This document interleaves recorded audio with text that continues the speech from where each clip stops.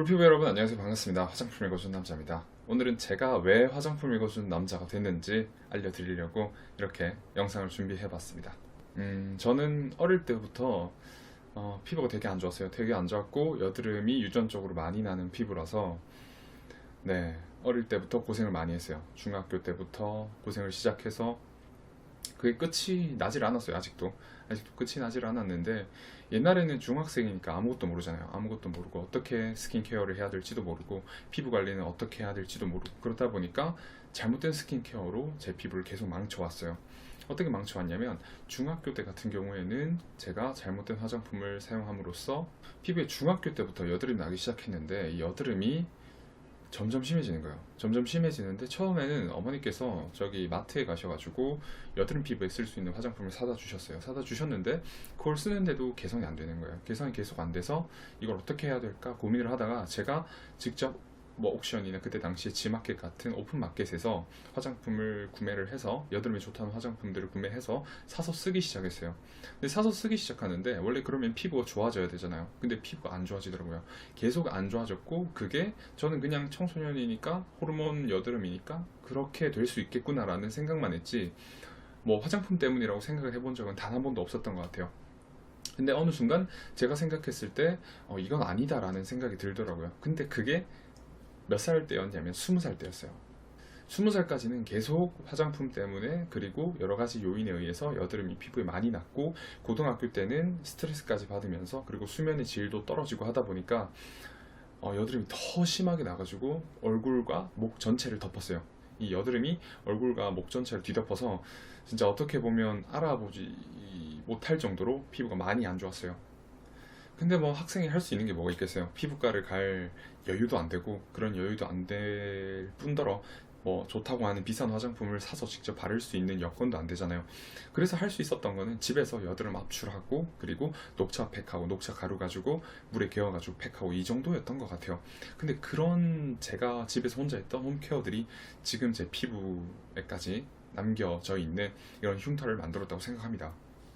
나이가 차고 이제 20살이 돼가지고 대학교에 갔는데 피부는 더 안 좋아지더라고요. 더 안 좋아지는데, 제가 당장 그때 당시에 할 수 있었던 게 없었어요. 제가 할 수 있었던 것은 비비크림이랑 CC크림 이런 거 사가지고 파운데이션 사서 제 얼굴 위에 바르는 거였어요. 여드름 흉터를 어느 정도 가려주기 때문이죠.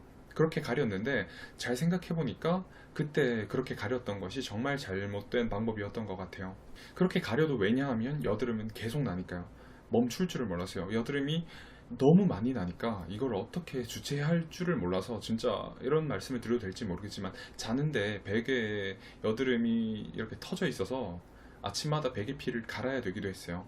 그 정도로 제 피부는 정말 많이 안 좋았습니다. 근데 사람이 어쨌거나 계기라는 게 생기게 되더라고요. 제가 공군에 입대했는데 2012년이었어요. 2012년에 공군에 입대해서 열심히 군생활을 하고 있는데, 그 와중에 제가 관심을 갖게 된 게 제 피부였어요. 왜냐하면 군대 안에서는, 어쨌거나 공군 안에서는 일과 외의 시간에는 내 시간이 생기고, 그리고 공부를 할 수 있거나 아니면 자기 개발을 할 수 있는 어떤 시간이 생기기 때문에, 저는 그 시간에 그러면 피부를 어떻게 좀 고쳐서 나가보자라는 생각을 하게 된 것 같아요. 그래서 그때부터 피부 관리를 하기 시작했고, 피부 공부 그리고 화장품 공부를 하기 시작했어요.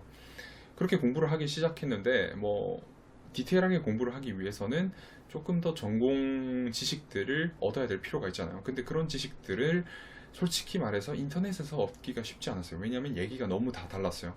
그래서 저는 그때 전공 서적들을 구매했고, 그런 화장품 관련 전공 서적, 화장품 성분 관련 전공 서적, 그리고 피부 과학 관련 전문 서적, 이런 것들을 구매를 해서 제가 직접 군 내에서 읽으면서 공부를 하기 시작했어요.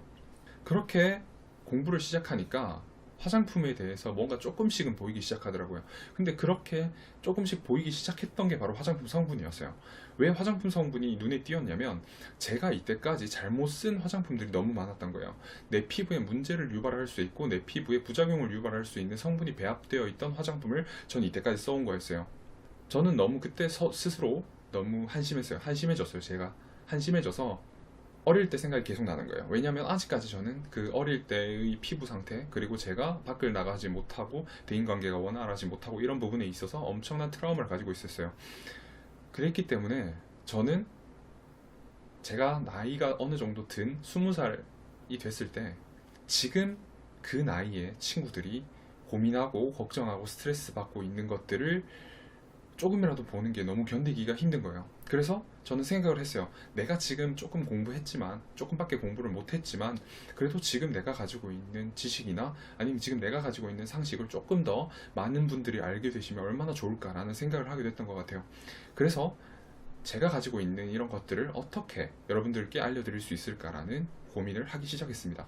정말 다행스럽게도 그때 당시에 굉장히 좋은 플랫폼이 있었어요. 바로 네이버 블로그였죠. 네이버 블로그에서 화장품 읽어주는 남자라는 블로그를 개설하게 됐어요. 화장품 읽어주는 남자라는 블로그를 개설하게 된 이유는 제가 화장품 성분 분석을 해보고 싶었기 때문이에요. 왜냐하면 화장품에서 가장 중요한 것이 성분이라는 것을 깨달았기 때문이죠. 그래서 그 화장품 성분 분석을 매일매일 블로그에 업로드하려고 했어요. 하지만 매일 성분 분석을 업로드하는 것은 매우 어려운 일이었죠. 왜냐하면 사이버 지식정보방에서 업로드를 해야 되는데 사진도 군사보안상 업로드가 안 되고 어쨌거나 글로만 여러분들께 소통을 해야 되는 상황이었기 때문에 쉽지는 않았던 것 같아요.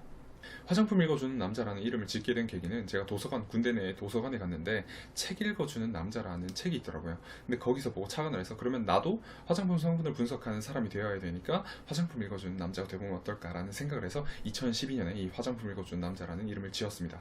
그렇게 시작한 블로그로 화장품 읽어주는 남자라는 블로그가 만들어졌고, 그리고 지금까지 화장품 읽어주는 남자를 운영하면서 여러 가지 활동을 하게 된 것 같습니다. 제 지금 목표는 아직까지 변하지 않았어요. 바로 전국민 꿀피부 프로젝트죠. 바로 꿀피부 여러분들께서 저와 함께 하고 있는 그 장대한 프로젝트인데, 전 국민이 피부로 인해서, 여드름으로 인해서, 트러블로 인해서 스트레스 받지 않는 대한민국을 만드는 게 제 목표예요. 전국민 꿀피부 프로젝트가 끝나면 전세계 꿀피부 프로젝트도 한번 진행을 해보고 싶은 생각이 있습니다.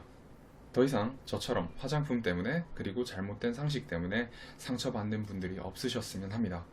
그게 바로 제가 화장품 읽어주는 남자가 된 이유입니다.